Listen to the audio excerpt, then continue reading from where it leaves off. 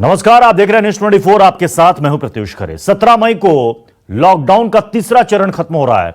ऐसे में सवाल है कि लॉकडाउन खत्म होने के बाद क्या फिर लॉकडाउन बढ़ेगा या फिर कुछ राहत मिलने वाली है। इस बीच आज रात 8 बजे प्रधानमंत्री नरेंद्र मोदी एक बार फिर से राष्ट्र को संबोधित करने वाले हैं। माना जा रहा है कि इस संबोधन में पीएम लॉकडाउन 4 को लेकर कुछ ऐलान कर सकते हैं। इससे पहले आपको याद होगा, प्रधानमंत्री ने 3 बार देश को संबोधित किया था। पहला संबोधन में उन्होंने जनता कर्फ्यू की अपील की थी और उसके बाद उन्होंने 24 मार्च को पहले लॉकडाउन का ऐलान किया था और उसके बाद फिर 3 मई को फिर जब लॉकडाउन आगे बढ़ा था तब उन्होंने ऐलान किया था। अब सवाल है कि राज्यों से एक तरफ तमाम मुख्यमंत्रियों से पीएम ने सुझाव भी मांगे हैं। देखिए, पीएम के संबोधन पर अमित शाह का यह ट्वीट आया है कि आज प्रधानमंत्री का राष्ट्र के नाम संबोधन होगा, आप इसे जरूर देखिए। दरअसल कल तमाम राज्यों के मुख्यमंत्रियों के साथ वीडियो कॉन्फ्रेंसिंग के जरिए चर्चा की है। लंबी बातचीत हुई है प्रधानमंत्री की सभी राज्यों के मुख्यमंत्रियों से और कुछ पॉइंट्स जो राज्यों ने बताए वो पीएमओ ने उसे नोट भी किया है और 15 तारीख तक सभी राज्यों के मुख्यमंत्रियों से सुझाव मांगा है पीएम ने। लेकिन आज 12 तारीख है, इसलिए लोगों के मन में कई तरह के सवाल है कि क्या आज ही प्रधानमंत्री अगर लॉकडाउन बढ़ाना है तो क्या आज ही ऐलान कर देंगे या फिर आज कुछ और बातों का जिक्र करेंगे प्रधानमंत्री, क्योंकि एक तरफ 15 तारीख तक सुझाव मांगा है मुख्यमंत्रियों से, क्या उसके पहले ऐलान कर देंगे। हमारे साथ Sandeep Agarwal, chairman PHD telecom committee के हमारे साथ बने हुए हैं। संदीप अग्रवाल जी, क्या आज लॉकडाउन को बढ़ाने का ऐलान होगा या कुछ और बातें कर सकते हैं पीएम? क्योंकि देखिए 15 तारीख तक तो उन्होंने मुख्यमंत्रियों से सुझाव मांगा है, क्या सुझाव से पहले यह ऐलान हो सकता है क्या? नहीं, मुझे लगता है कि लॉकडाउन बढ़ाने के कुछ इंडिकेशन आ सकते हैं कि कुछ जहां पे जरूरत हो वहां पे बढ़ाया जाएगा और लोगों की मजबूरियां समझी जाएंगी, श्रमिकों की समझी जाएंगी, कंपनियों की समझी जाएंगी और लोगों को सांत्वना देना और उनके जले पे मलहम लगाने का शायद काम आज प्रधानमंत्री करेंगे। उनकी तकलीफों को दिखाएंगे कि वो समझ रहे हैं और वो कुछ ठीक करना चाह रहे हैं। मुझे नहीं लगता कि वो इतनी जल्दी लॉकडाउन को बढ़ाने का अनाउंसमेंट लेकिन देखिए महाराष्ट्र ने, पंजाब ने, तेलंगाना ने, पश्चिम बंगाल ने, बिहार ने, इन राज्यों ने जो मुख्यमंत्री जिनके बातचीत में कल शामिल थे, उन्होंने कहा कि लॉकडाउन को और बढ़ाना चाहिए। सर, एक तरफ वो ये कह रहे हैं कि लॉकडाउन को बढ़ाना चाहिए, दूसरी तरफ वो ये कह रहे हैं कि आप रिवेन्यू दीजिए, रिवेन्यू का जो जीएसटी है उसका शेयर हमें दीजिए। वो दोनों बातों को बैलेंस करना है प्रधानमंत्री ने। वो दोनों बातें कर रहे हैं स्टेट्स, ये भी देखिए जी। तो हमारे साथ दोनों को बैलेंस करके चलेंगे। और अगर आदमी भूखा मर जाएगा तो बीमारी में तो लाख में से 1 आदमी मरेगा, मगर भूखा लाख में से 100 आदमी मरेगा। यानी आप कह रहे हैं कि हो सकता है कि आज कुछ ऐसा इंडिकेशन मिले या संकेत मिले पीएम के संबोधन में जिसमें कुछ छूट या रियायत, जैसा कि हमने देखा कि लॉकडाउन 3 में कुछ छूट ज्यादा बढ़ाई गई, हो सकता है कि लॉकडाउन 4 में वो छूट और ज्यादा बढ़े, चाहे वो पब्लिक ट्रांसपोर्ट को फेज वाइज खोलने की बात हो या फिर फैक्ट्रियों को, एमएसएमई सेक्टर में कुछ छूट की बात हो। सर, मैं आपको बताता हूं कि आज आरोग्य सेतु हमारे पास ऐप है, हमारे पास टेस्टिंग फैसिलिटी है। अगर आदमी के पास आरोग्य सेतु के थ्रू रैपिड टेस्ट किट या दूसरे जो 2-3 तरीके के और टेस्ट हैं, उनकी रिपोर्ट उनके आरोग्य सेतु पे अपलोडेड हो तो उनको फ्लाइट्स में जाना देना शुरू कर दिया जाए, उनको ट्रेन्स में, उनको मेट्रो में, उनको बसेस में जाना देना अलाउ कर दिया जाए, तो आप समझेंगे कि वो एक बार का खर्चा जरूर होगा लोगों की जेब से, बट वो 200-400-500 रुपए खर्च करने को जनता तैयार है, लोग तैयार हैं। मगर उसकी वजह से उनके जो महीने भर का काम जो बंद पड़ा हुआ है वो चालू हो जाएगा, कंपनियां चालू हो जाएंगी। ये सजेशन, सुझाव हम अपनी तरफ से देना चाहते हैं प्रधानमंत्री को। हम राइटिंग में भी देंगे इसके बारे में। अगर ये चीज करी जाए तो इससे लाखों करोड़ों लोगों को रोजगार चालू हो जाएगा। जो आदमी संक्रमित नहीं है या ठीक हो चुका है उन लोगों को तो काम पे लिया जाए। हाँ। और वो आरोग्य सेतु में अपडेट किया जा सकता है रैपिड टेस्ट किट्स के रिपोर्ट। लेकिन या सवाल ये है दूसरे भी संदीप अलग अलग जी, तरीके लेकिन के सवाल ये है कि अभी आरोग्य सेतु को लेकर के ही बवाल मचा हुआ है। कई लोग कह रहे हैं कि ये तो निष्ठा का हनन हो जाएगा, हमारे अधिकारों का हनन हो जाएगा, हमारे सारे डेटा जो है वो चोरी हो जाएंगे। सर, जिंदा रहना ज्यादा जरूरी है और डेटा वही चोरी हो सकता है जो कि आपने अलाउ किया है। हाँ, आपने ये अलाउ किया है, आप कहां पे हैं, तो इस समय अगर आपको जिंदा रहना है तो जरूरी है कि आप कहां पे हैं, आपको पता हो आपके आसपास कौन है जी। उसमें क्या बुराई है। संदीप जी आप बने रहिए हमारे साथ प्रशांत देव हमारे संवाददाता भी इस वक्त दिल्ली से जुड़ रहे हैं। प्रशांत, आज पीएम का संबोधन है रात 8 बजे, जिस पर हम चर्चा कर रहे हैं। अरविंद केजरीवाल ने कहा है कि जनता हमें सुझाव दे कि हमें आगे क्या करना है, सरकार क्या करे। शाम 5 बजे तक ये सुझाव मांगे गए हैं। कितने लोगों ने सुझाव दिया, नहीं दिया, ये सारी चीजें भी सरकार रखेंगी कि फैसला लेने से पहले हमने इन चीजों को देखा है कि 70% आबादी ने हमें सुझाव दिया है, ये सारी चीजें पब्लिकली आएंगी क्या?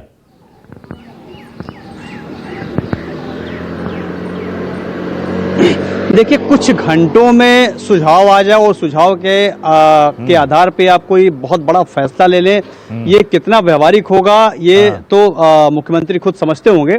लेकिन जो ग्राफ लगातार बढ़ रहा है संक्रमण का, जो आंकड़े सरकारी बता रहे हैं, स्वास्थ्य मंत्रालय जो बता रहा है, उसको ध्यान में रखकर ही सब कुछ सारी चीजें इर्द गिर्द घूमेंगी, ये बात सत्य है।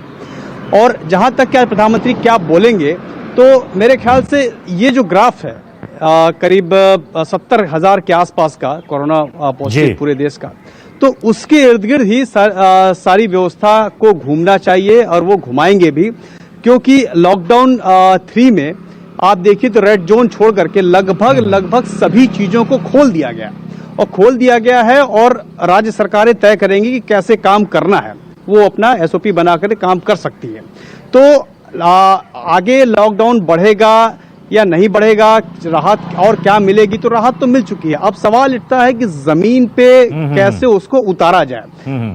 आपस में एक राज्य दूसरे राज्य में खींचातानी भी हो रही है, केंद्र और राज्य में भी खींचातानी हो रही है। तो क्या ऐसा भी हो सकता है कि कोई ऐसी रणनीति, कोई ऐसी स्ट्रेटेजी के साथ पीएम सामने आए जिससे कि लॉकडाउन भी चलता रहे और काम भी पूरी तरीके से होता रहे, कोई ऐसी नई गाइडलाइन या कोई ऐसा। लेकिन मुझे लगता है प्रशांत, क्योंकि जो बार बार हम पिछले कई दिनों से चर्चा भी कर रहे हैं और लोग भी पूछ रहे हैं कि इकोनॉमिक एक्टिविटी कब से शुरू होगी, यानी कि जो बंद पड़े फैक्ट्रीज हैं वो कब से शुरू होंगे, जो छोटे मोटे उद्योग हैं, दुकान है, वो कब से खुलेंगे। मुझे लगता है इन सारी बातों के लिए पब्लिक ट्रांसपोर्ट का खुलना बेहद जरूरी है। अगर पब्लिक ट्रांसपोर्ट ही नहीं खुलेगा तो फिर ये दफ्तर खुल जाए, फैक्ट्री खुल जाए, कोई मतलब नहीं है। ये सारी चीजें बेमानी है। प्रशांत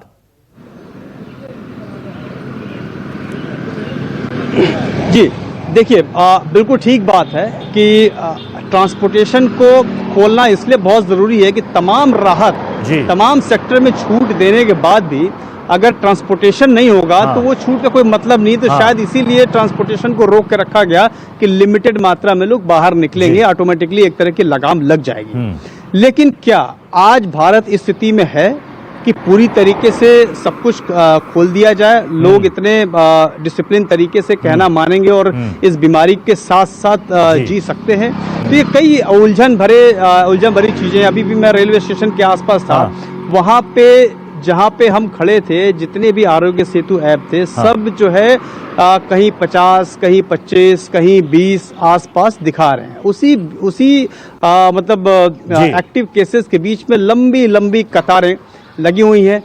वो उनमें हो सकता है उस भीड़ में कोई करियर हो और थर्मल स्क्रीनिंग में वो पहचान में नहीं आया, ट्रेन में बैठ के चला गया, तो फिर जहां गया कितने लोगों को संक्रमित कर देगा। तमाम ऐसी चीजें हैं, उलझने हैं, जिसकी वजह से आगे समस्या और संदीप जी देखिए, जो इशारा हमारे संवाददाता प्रशांत से कैसे कर रहे हैं, क्योंकि देखिए 54,000 लोगों का अब तक रिजर्वेशन हो चुका है। आज 54,000 आबादी एक जगह से दूसरी जगह आज ट्रैवल करने वाली है। सबके पास आरोग्य सेतु होगा, यह भी ठीक है। लेकिन जो बात ये बता रहे हैं कि 1 किलोमीटर की रेडियस में वो दिखाता है कि यहां पर 25 केस हैं, यहां पर 10 केस हैं या 50 केस हैं। हो सकता है कि 54,000 लोगों के बीच में हो सकता है कि कोई करियर हो। कोरोना वायरस का, इसलिए हर प्लान फुल प्रूफ नहीं हो सकता। यह जोखिम तो आपको लेना पड़ेगा और शायद लंबे वक्त तक आप लॉकडाउन भी जारी नहीं रख सकते, तो जोखिम के साथ सरकार को आगे बढ़ना होगा। थोड़ा जोखिम जरूर लेना पड़ेगा। Calculated risk is always better कि हम जीरो रिस्क के वजह से हम कुछ भी ना करें। हाँ। वो तकलीफदायक है। मैंने आपको बताया कि बहुत सारे टेस्ट किट्स आ गए हैं। अभी गवर्नमेंट ने एक और नया टेस्ट किट निकाला है, बट रैपिड टेस्ट किट आज की डेट में Indian made rapid test kits approved available हैं कई कंपनियों के। अगर हम कह दें कि कल को रेलवे स्टेशन में जो भी रेलवे सफर करेगा वो पहले टेस्ट कराएगा, 10 मिनट में रिजल्ट आ जाता है। हाँ। टेस्ट करा के जाएगा तो आप 90% से ज्यादा श्योर हो जाते हैं कि एटलीस्ट उनमें से नहीं है। बाकी तो आपने आरोग्य सेतु के अंदर और दूसरे तरीकों से तो आप पकड़ ही रहे हैं। तो अगर ये सारे तरीकों से पकड़ रहे हैं और फिजिकल चेकअप होगा टेम्परेचर का और खांसी जुकाम का, अगर हमने ये सब करके स्क्रीन करके आदमियों को ट्रेन में बिठाया और साथ में आरोग्य सेतु में उसकी रैपिड टेस्ट किट की रिपोर्ट भी है, अगर ओके है तभी उसको अंदर लेंगे। मैं समझता हूं कि संक्रमण हम रोक पाएंगे। देखिए, अगर एक आदमी एक वो जो आर होता है, अगर एक आदमी एक से या एक से कम आदमियों को संक्रमित कर पाता है तो ये धीरे धीरे खत्म होने की कगार पे आ जाता है और थोड़े दिनों में खत्म हो जाता है। आज की डेट में डबलिंग हो रही है, तो हम अगर ये सारे सिस्टम अपना के लोगों के ट्रांसपोर्टेशन वगैरह शुरू भी करते हैं तो हम अपनी स्पीड को रोक पाएंगे। और आज ट्रेन से सफर करना मजबूरी है, लोग भूखे मर जाएंगे। मैं बार बार कह रहा हूं, अगर लोग भूखे मर गए तो जो तकलीफ आएगी सबको वो बहुत ज्यादा होगी।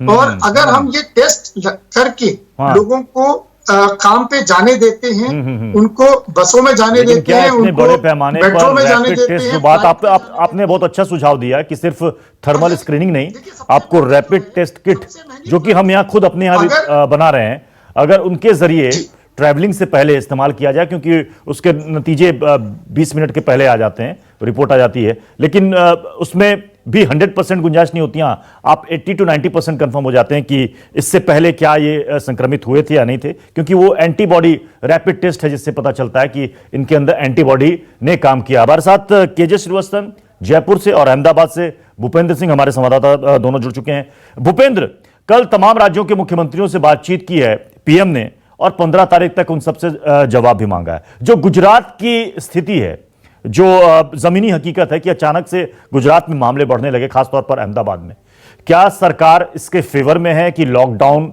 हटाया जाए या फिर सरकार चाहती है कि कुछ और सख्ती के साथ इसे 2 हफ्ते लागू किया जाए? देखिए, यहाँ पर जो परिस्थिति है वो बिल्कुल अलाउड नहीं करती है कि लॉकडाउन जो है वो खुले, क्योंकि मामले जो है उसमें बिल्कुल कमी नहीं आई है। रोज 400 के आसपास जो है मरीज कोरोना पॉजिटिव आ रहे हैं। इसके अलावा जो डेथ रेट है उसमें भी बहुत ज्यादा कमी नहीं आई है, 20 के आसपास रोजाना डेथ हो रही है और अहमदाबाद में 90% डेथ जो है वो अहमदाबाद से ही हो रही है और जो मामले सामने आ रहे हैं उसमें भी सबसे ज्यादा मामले अहमदाबाद से ही हैं। तो ऐसे में अगर लॉकडाउन खुलता है तो निश्चित तौर पर ये एक बहुत बड़ा खतरा मोल लेना हो सकता है।